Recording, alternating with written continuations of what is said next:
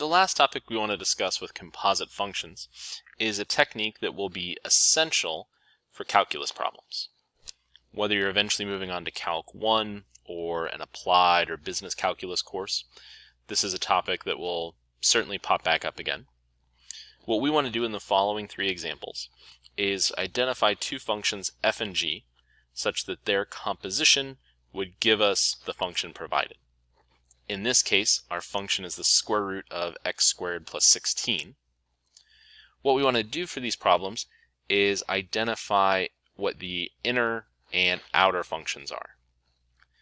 In this case, the inner function is this x squared plus 16. And I call that the inner function because it's being plugged into this outer function, which is the square root of x. So we can identify first that inner function as x squared plus 16.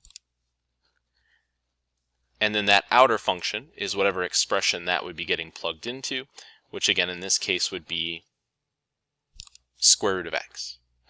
If we were to take the composition of those two functions, we would be evaluating the square root of x for x equals x squared plus 16, which would give us that result we're after. Similarly, in example 8, we have an inner function, 3x plus 7,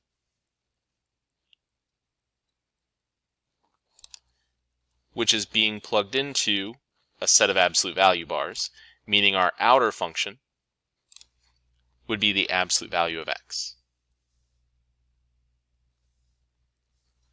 In example 9, we have 1 over x squared plus 2x minus 13.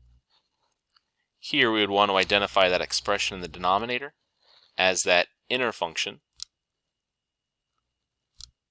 x squared plus 2x minus 13. If that's our inner function, then we need to sort of identify what this original function we would be substituting into would be.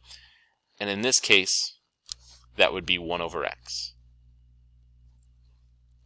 Again, what we're looking to do in each of these cases is identify whatever that interior function is, or some expression that's being plugged into a more simple function expression.